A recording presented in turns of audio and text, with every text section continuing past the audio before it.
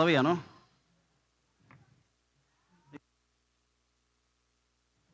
Thank you. They told me to make the presentation in English, so I obliged. I'm here to talk about several topics, all in the context of where I work, where I studied, which is MIT. Probably the world's innovation hub when it comes to technology, but also business.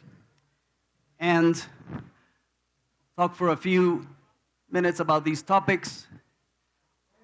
AI, of course, is the topic that we are talking about throughout this conference. There's many presentations I've seen that address this topic I definitely want to catch. And so from AI to fusion and more, promise, pitfalls, pathways for Latin America. There's a famous lecture that you can find in YouTube by MIT professor Patrick Winston. The lecture is simply called How to Speak. And when Professor Winston starts his talk, he says, you should not say a joke. He says, you should not try to be fancy or anything. You should make a promise. So I'll make a promise. You'll see my email at the end of this presentation. Feel free to reach out to me. I will respond. And it won't be AI that will respond. It will be me. So, what do we do at my office? Our office is about 60 people. It's the largest such office in the world for a university to collaborate with industry, with startups. And we connect MIT to the world. And vice versa. The world comes to us and asks us, there's something we can't solve. Can you help us solve it? We work with some of the largest companies in the world, Apple, Airbus, Boeing, etc. Sometimes they come to us and say, we can't solve this problem. Can somebody at MIT help us? And that's our job, to find that. Sometimes it's the other way around. Sometimes we might have an MIT startup or a professor who might say, I have a challenge, I have a product, I have a service, I would like to bring this to a specific company. Or do you know a company that will be able to take advantage of this? So here's an example of a group of people from Iceland who came to MIT recently. And they were there. They are a group of mentors. Our office helped set up a mentor network in Iceland. And you got to remember, Iceland is very small. 390,000 people, I think, is the last count. We have a couple hundred mentors, which is like everybody in the Reykjavik innovation and business community. They came to MIT to learn, to get immersed. What is it about this place? What facilitates all this innovation, all these inventions? And right down the street from my office is a little sculpture that was put together by high school students. And it says, the most innovative square mile on the planet. This area right here, you see the buildings around there, it's very small. You can walk from one place to the next. I can walk to a meeting with Facebook, then go across the street to Google, walk to Microsoft, go to Moderna, Pfizer, and then have lunch. I can meet with startups. I can meet with CVCs and VCs just by walking. And this is a lesson I wish to relay, which is to remember the importance of scale, but small scale. Keep that in mind. And at MIT, we were a little bit crazy. We dress funny, some of us. My specific thing is I love music. I love to play music. I love to perform. And I've even performed in the Iceland Eurovision contest. And that's me. My mother was very sad that nobody saw my face performing, but that was part of the thing. The monster, the party monster, was a secret for the Icelandic public. But here we go. AI, fusion. I'm adding genetics. I'm going to talk about these three things and then come back to them. Actually, address them in reverse order. Everybody, we all know about AI, yes. Fusion. There's nuclear fission, which is what we hear, radiation, Fukushima, and others. But there's fusion. Fusion is that. You take two hydrogens, boom, you get helium and tremendous amounts of energy. If we remember Einstein, E equals mc squared. I'll come back to this reactor and we'll talk about that equation. And of course, genetics. And genetics has been, well, actually both fusion and genetics have been supercharged by the AI revolution. I think we're all in the middle of this. We understand this or have ideas about this. I want to tell you that this is going to be the largest change in humanity, and not from the intelligence side, but from the energy side, maybe since the discovery of fire or the use of steam for the Industrial Revolution. And we're talking, everybody's, fusion is 20 years away. No, this reactor will be ready next year. It'll be running next year. And genetics, let's get into genetics. So it used to be that if anybody here have a PhD? Anybody doctorate? There's a few doctorates. If you were doing a doctorate in biology or genetics, your PhD dissertation might have been the structure of a protein. That would be the dissertation. One protein. It would take you years to do this. This can be done now in a couple of days by AI models. So you say, oh my God, so what's going to happen to all these students that are trying to get a PhD in genetics? Wow, actually, look at this. Look at it this way. Your dissertation now is not going to be the structure of a protein. It's going to be how to cure a disease. We've changed the game. Diseases that may be solved through genetics, through AI. AI and genetics. It's just everything is happening so fast now. But of course, there's risks. What happens when people say, well, I want to have a baby with this type of hair and this color eyes? Are we heading in that direction? If it becomes that easy to do it, do we assume it's safe? What about in vivo manipulation? If any of you are gluten intolerant or might be celiac disease, what if I could tell you that I could manipulate your DNA while you're still alive to reverse that? Sounds great, but what are the unintended consequences of that? Are we playing God with genetics? And of course, we all went through COVID, and what if we get an even more contagious, more deadly pathogen enabled by the ability to play around with genetics through AI? So lots of things to think about. So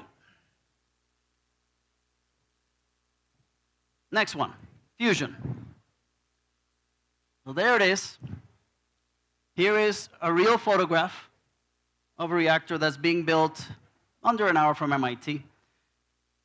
It's in a industrial area. It's not isolated. It's not in the mountains or anything. No, you drive to it and you go through some offices and there's a big complex. It's our startup CFS, Commonwealth Fusion Systems.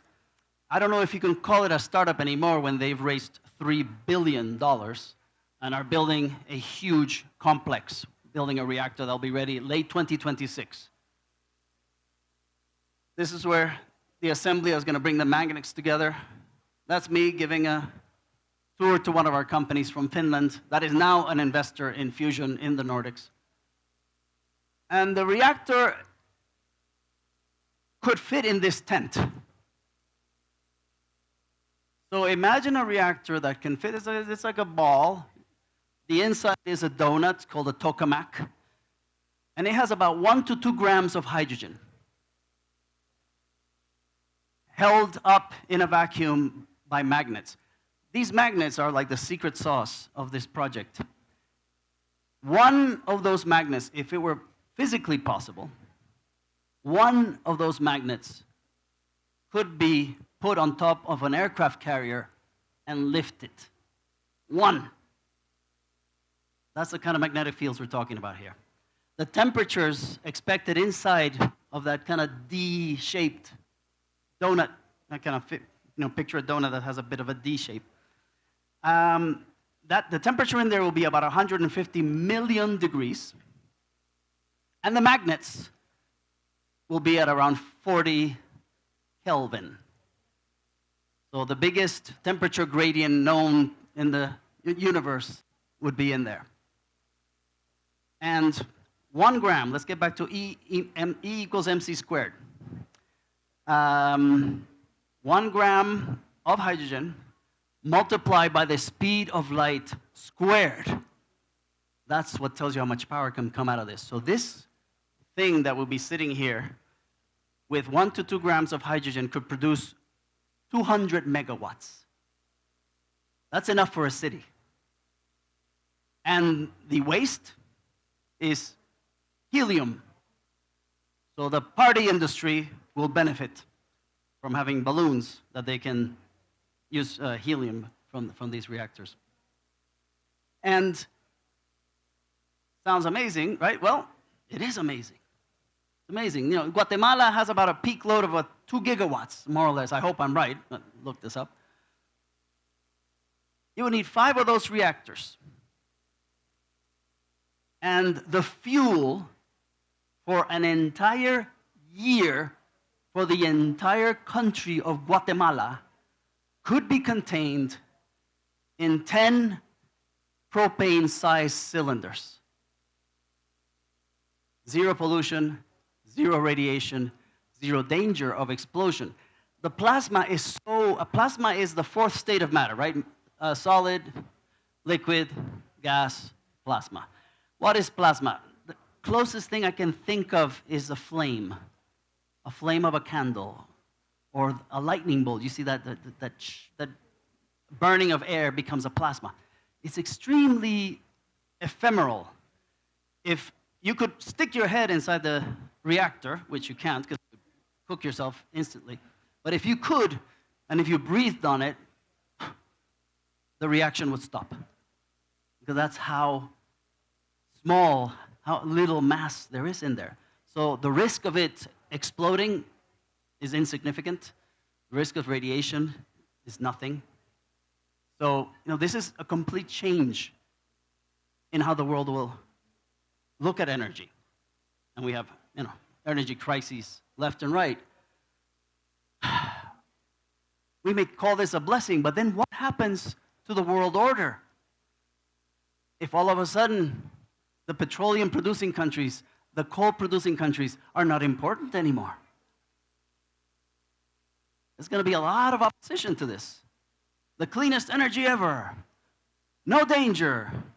But, this country is not going to make money on oil, and this other one's not going to make money on coal, and this one on natural gas. So it's not as simple as it seems. And here is, the current projections for energy consumption around the world show a little sliver for nuclear. But that's because it's nuclear fission, not nuclear fusion. That's going to change that graph completely. But this graph also is going to change completely because of AI. As we've heard, the electricity demands of data centers are huge. It is estimated that by 2050, we've already heard 2050. Okay, well, 2050. By 2050, half of the world's energy will be used by data centers. So before we had calculations, we're going to need so much energy by 2050. Now double that. Whatever projections we had 10 years ago for energy, double them, because data centers are projected to require that much more. So AI is a blessing, a curse. And so all these models that many of us use daily. By the way, how many of you use a language learning model on a daily basis? Okay, there you go. A a photograph, and how many of you like to generate AI photographs? Right? Cats singing or something. A single photograph is estimated to use the same energy as about half of the battery in your phone. That's a lot of energy for just an image. Multiply that by a bunch of us, and we're using a lot of energy for little pictures, cute pictures. And the benefits of AI everywhere. When I made this presentation a month ago, I looked up several headlines, and the headlines were from a day ago when I wrote this, 6 days ago, hours ago. Promises and promises of the benefits of AI, and no question about it. Benefits are amazing.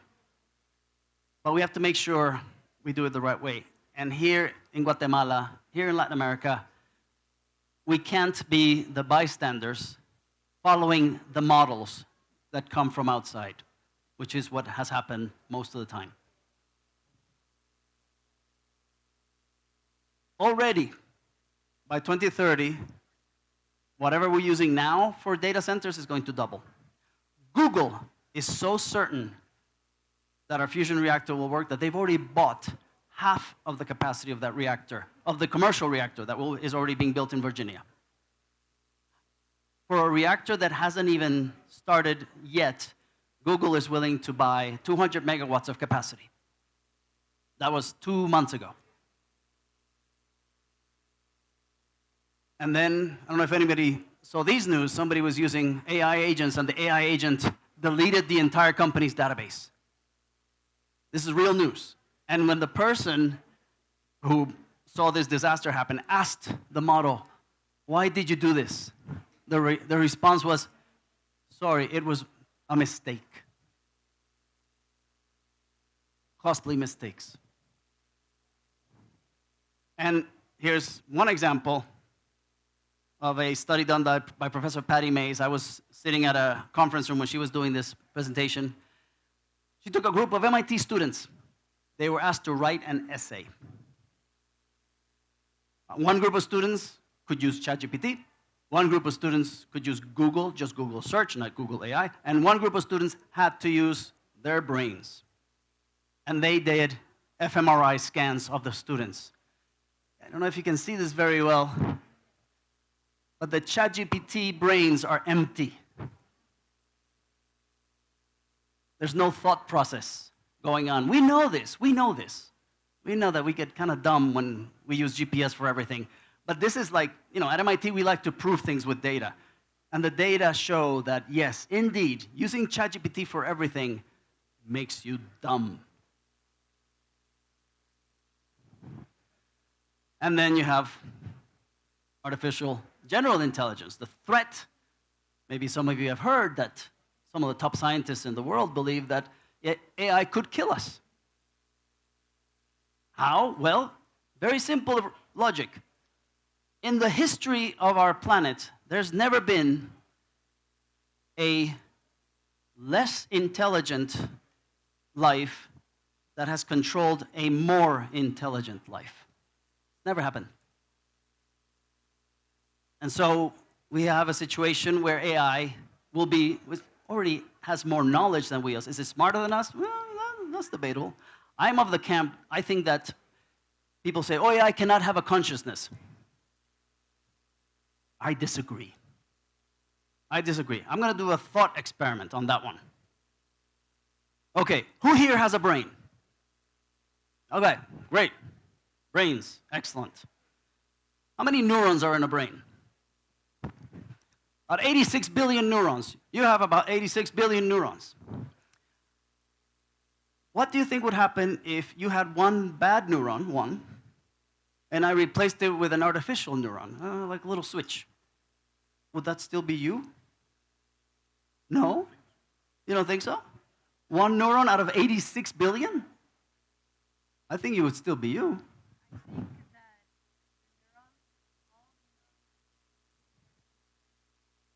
that reaction in your body. Different neurons create different charges to do everything from blinking to breathing to moving, and even just automatic responses. And changing one element, no matter how small, could alter the entire structure of something. Yeah, but when a person has a stroke and part of their brain dies, a small stroke, are they still conscious? Yes. So if I replaced a few more neurons, when do you lose your consciousness? What if the neurons behave exactly, the artificial neurons, behave exactly the way your natural neurons worked? Would you still be conscious? You'd still be conscious. Might not be happy, but might not be the same. Might not be the same. Of course, these are philosophical arguments, but they're very real.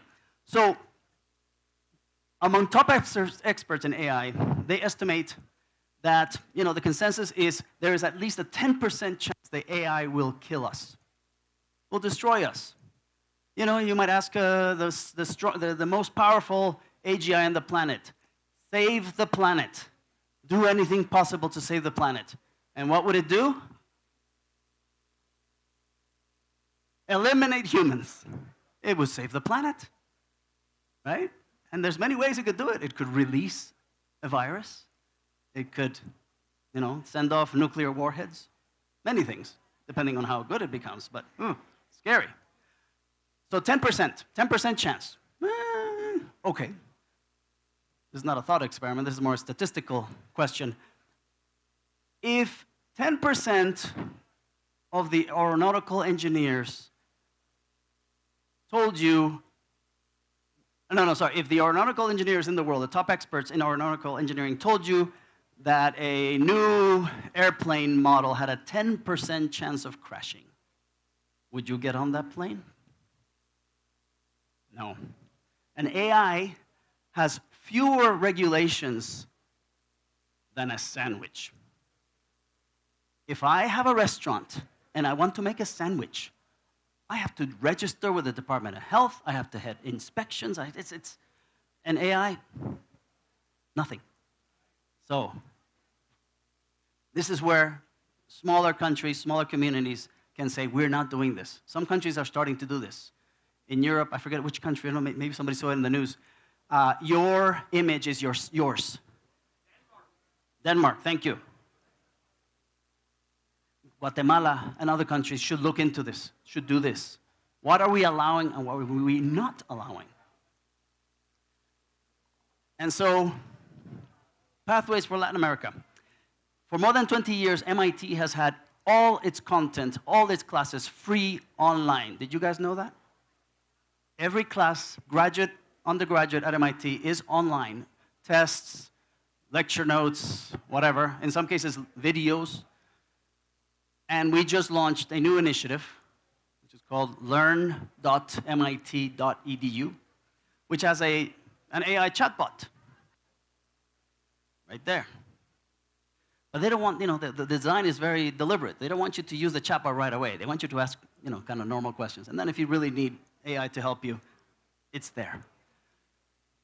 If you go to this page, learn.mit.edu, if you say, is there something that teaches me how to speak? How to speak in public? You'll get the video that I referenced before by Professor Patrick Winston. And you can see the video.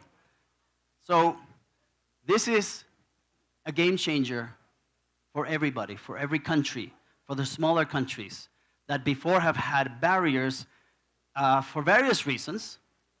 But as we know, everybody has a mobile device. This content is available through mobile devices. Thanks to AI models, language is no longer an impediment. Before, if everything was in English and you didn't speak English, you might not be able to access it as well. Now, that's not a question. Like, translate this into Spanish. Boom, done. So here's opportunities. This is the old page, which you had to search for things, and it just, was the old-fashioned way of doing it. And now that's been supercharged. And there's all kinds of content online about entrepreneurship. Has anybody seen this book? Disciplined Entrepreneurship by Bill Ollett at MIT. I would say this is the Bible for startups. Bible for entrepreneurship. It's amazing. Extremely clear, extremely specific. And it even has a workbook. And not only that, they've created an AI agent, a jetpack they call it, which becomes like a bunch of interns to help your startup, to help you do market research, to write a business plan, to help you do your pitch, all using the lessons from the book. And there's a waiting list to get on this, but it's just a matter of how many data centers they're able to contract for the information. And there's even all kinds of content that the authors have posted online to use the materials from these books. This is just Google Sheet after Google Sheet of all the materials that you need. Templates, business plan templates, pitch templates, etc., etc., etc. Anybody wants one of these? Reach out to me. I'll send them to you. When I reached out the author, I said, can I have a copy of those materials? He said, absolutely. And by the way, please share them with everyone you want and anyone you can. So, Guatemala, yeah, you want to use the latest, some of the best advice and methods for entrepreneurship? You can have them like that. And this is where I come to the opportunities, which I've alluded to a little bit. So everything is now internet-based. There's no language barriers. That was an issue before. That's gone. AI education and culture. You have to look at resources. You have to online resources combined with in-person gatherings. That is the secret of MIT. We are a very small, physically, very small place. People get together all the time. We have gatherings every single Thursday, 2 blocks from my office. 500 entrepreneurs show up to something called the Venture Cafe. And if you walk through the space, you'll see a couple of plaques. And one plaque says, the Android operating system was built in this room. That came from sitting down with someone, and that's something AI cannot do. And it's a matter of building an entrepreneurial ecosystem early. You have to start with children. You have to teach them, this is available. You can use this. But I don't speak English. It doesn't matter. But it's boring. Put it on Notebook LM. It'll make a podcast and read it to you. Oh, wow. And you have to build community. Places like this are perfect examples of that. Okay, so now we have the community, so go grab the tools. Lots of them. Ask me about them, I'll direct you to the right ones. And here is, statistics showing how our population in Guatemala here is very young. There's an amazing opportunity to engage with young kids, to start getting them used to this, make this second nature to them. You want to study at MIT? No, I can't. Oh, well, you can. Online, you can do it. And so, as I promised before, please reach out. There's my address, ramos@MIT, ramos@mit.edu. And what was that website that I mentioned about the courses? Okay, very good. You get the book. Accelerating Innovation just came out. Thank you very much. Pleasure being here. Happy to chat with anybody. Have a great weekend.